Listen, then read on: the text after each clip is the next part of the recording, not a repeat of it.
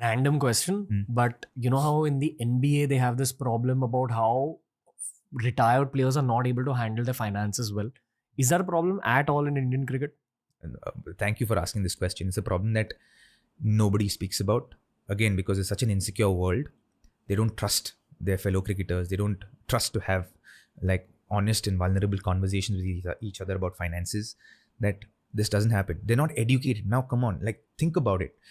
For a 17, 18-year-old kid who's coming into crores and crores of rupees at a young age, or 20 years old, 21 years old, if you don't educate them, and how much would it take to educate them, to teach them about finances? What are investments? What are stocks? What are mutual funds? What, where do you put it? What are long-term investments? What are short-term investments? Just the basic things. How much would it take for BCCI perhaps to just take the onus to protect the youngsters? Because you're helping them earn that much money.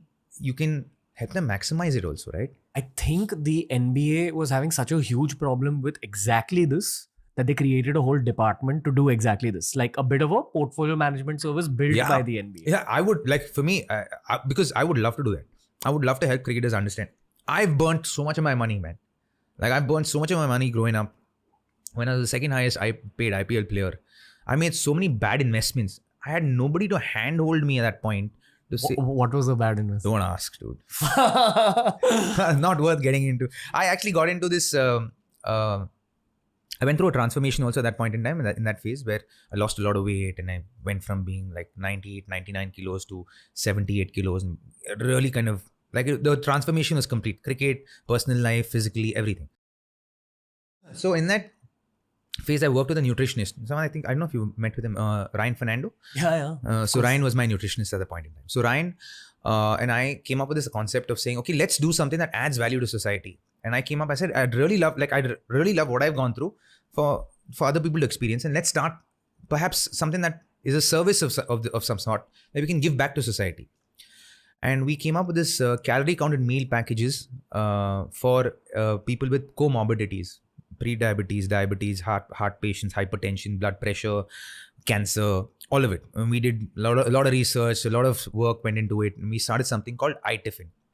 And it did exceptionally well. It did exceptionally well initially.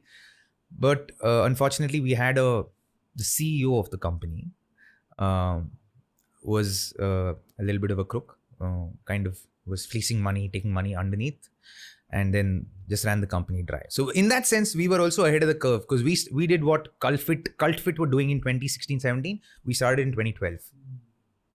Calorie counted meal packages, different cuisines, Indian, Chinese, continental, and was doing fairly well.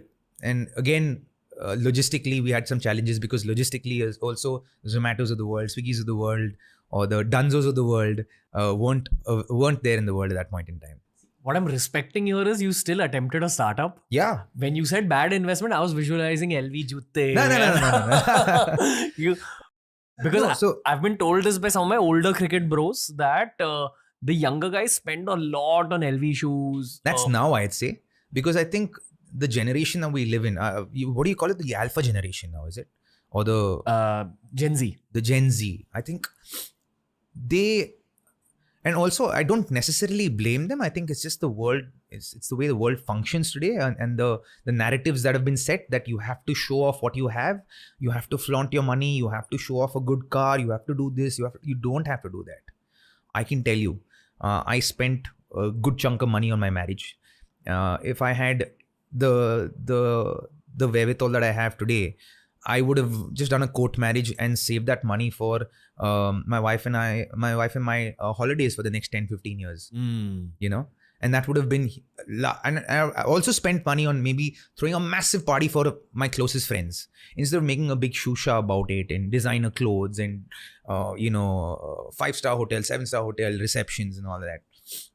It's a one-day thing. It doesn't add value to your life beyond that one day. You can actually have a massive party with your friends and have the same memories that will last forever, because those are the memories that will last forever, rather than actually spending so much money on an elaborate marriage.